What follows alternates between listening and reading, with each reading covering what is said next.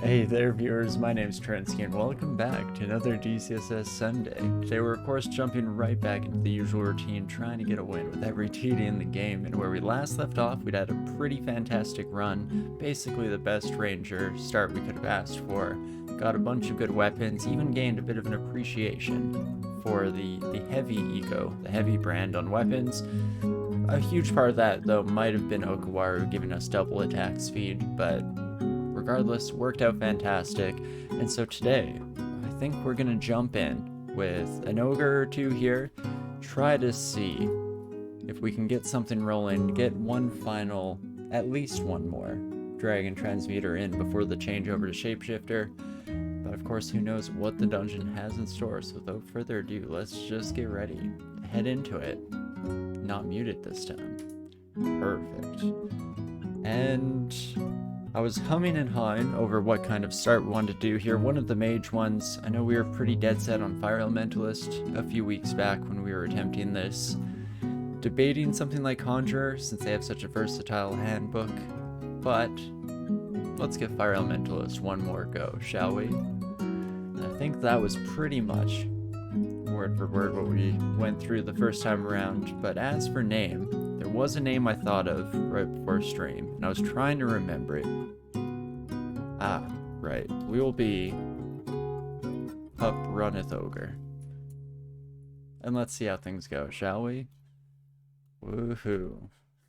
Brilliant start to the stream here with some immediate technical difficulties, but got it all underhand now, and we're looking a bit better. Let's keep conjurations maybe at 4 for the time being. We'll see if we want to raise that up as we continue onwards here. And otherwise, we'll just be picking up pretty much everything.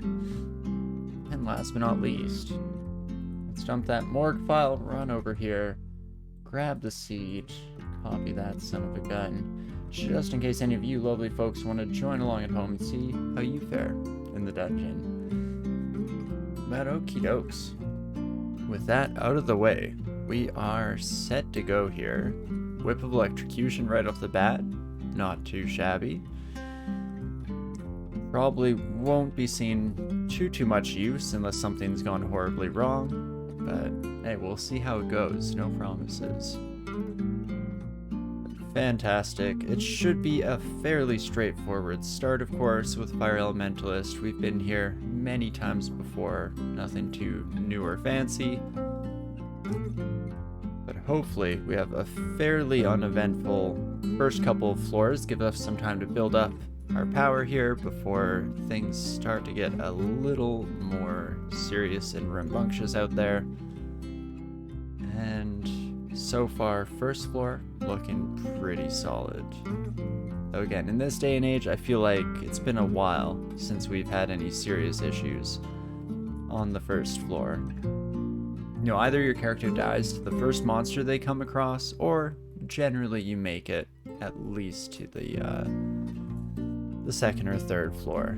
And it's just when things start to get a bit nasty on that side that we have to pivot and start throwing everything out the window out of fear and panic.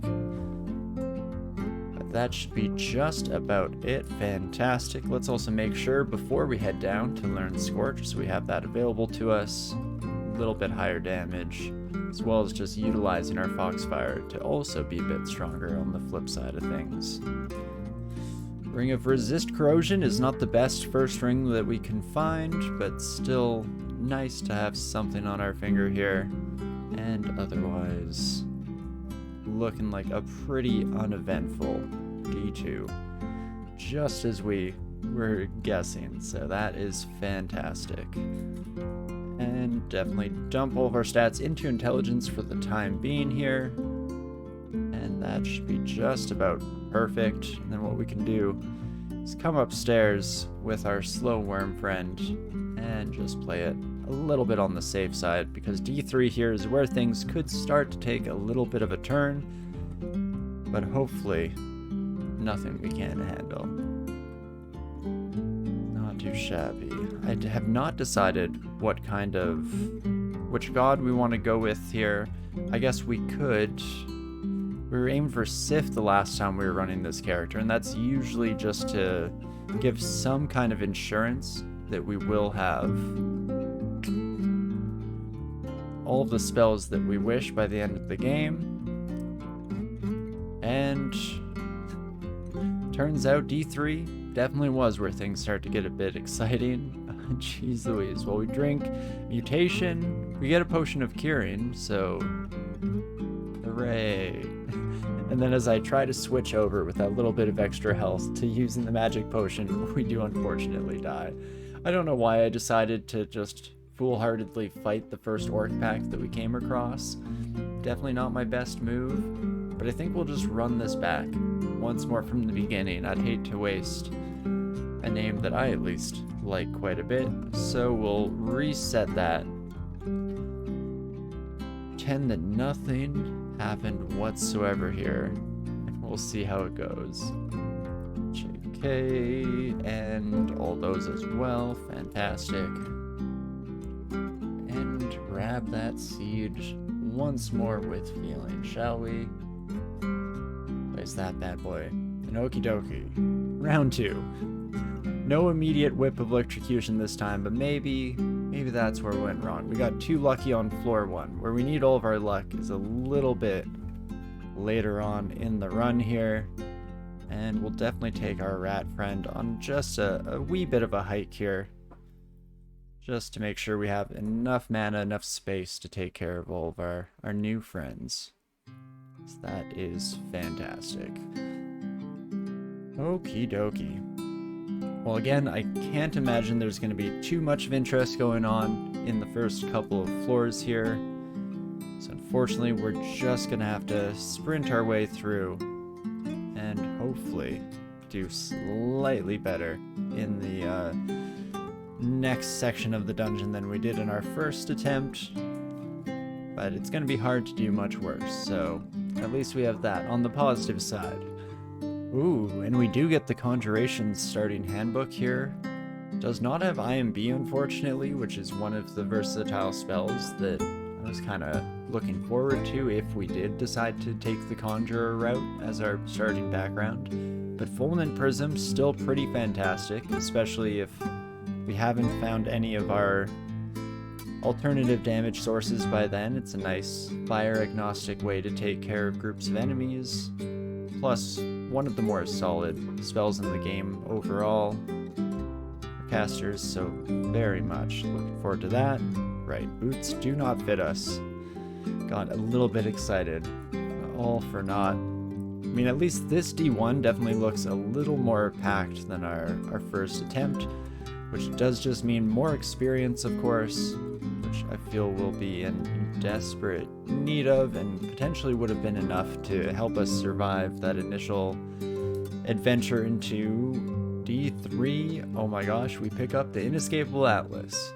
And here I thought I was lucky with an Electrocution Whip last time, but now we get Blink, which is just nice utility to have in general, Manifold Assault, which is one of our key pivotal spells, and Storm Form. It's no Dragon Form, but it's at least in the right category, very much in the same vein. So we get Amulet of Reflection, we can throw that bad boy on right away. Oh right, and what I should actually do, let's head out of here, because this time around, I totally forgot to learn Scorch, so we can definitely bring that into our overall selection of spells here. And I guess we could learn Volatile Blast Motes. 26% failure is not great, by any means. Maybe we'll wait just a few moments here. We'll see if anything else comes up to kind of change our mind, cause us to pivot once more. But until then, we're looking pretty happy with where we're sitting at the moment. Tons of good spells. Does potentially warrant an argument for choosing a deity other than Sif. Of course, if I don't get Dragon Form throughout the entirety of the run, I'd be very disappointed, because that is pretty much the whole flavor that we're aiming for here. Again, nothing quite beats having a 600 HP dragon just raking their claws across everything in sight.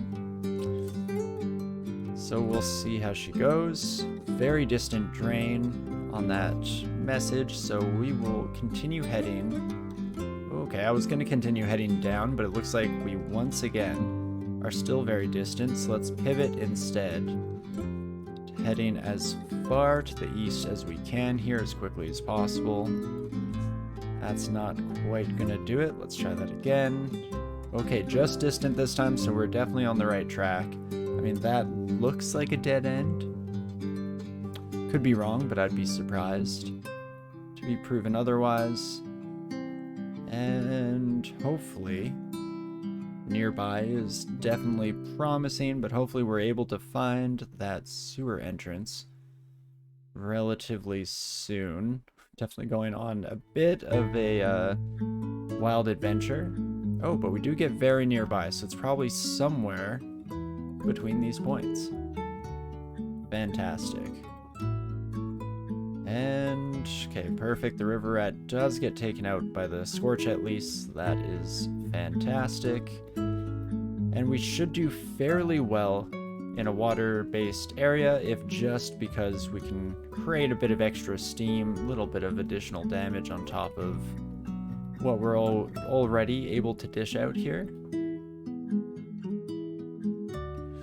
Oof. I would prefer not to need to dip into our limited selection of starting potions here. But 10 damage on the river rat. No mana. Oh my gosh. Did not realize this was a Staff of Fire. Definitely should have equipped that immediately. Yikes. But that's fine, and we should have a little bit of additional time here before the portal closes, so let us just regenerate all of our magic points, and then we'll head right into the thick of things here. That should be fantastic. Let's see if we can get into a slightly more open area. That would be perfect. And we have hit level 5 now, so I mean, we can probably learn Flame Wave in advance, just so we have that available as soon as it becomes relevant. Where was Blink on this list? 24% failure on Blink is not great. And I'd like to train up a bit more, at least get Flame Wave castable before we start pivoting into other schools. Hopefully, that does not come to bite us in the butt anytime soon here. But of course, no promises. We'll have to see how it all goes down. A merfolk. Sickly merfolk siren. Interesting. Just siren song though. Otherwise not too scary. I think that's the first time I've ever seen this sewer. Don't know whether that's because it's new or I've just for whatever reason always seen the same couple of configurations in all my time playing. Ooh, and let's definitely head out to where Foxfire gets a little more effective. Fantastic. Just because it's a bit more mana efficient for sure, at least compared to the single target Scorch. And fantastic. Not too shabby whatsoever. Should also do a quick check of something on the music side. Beautiful. And then just right back to it. I guess this is a very interesting sewer. We even had the option early on to escape with the first treasure trove instead of continuing onwards to the second, but no real issue doing so anywho. So that is perfect. And then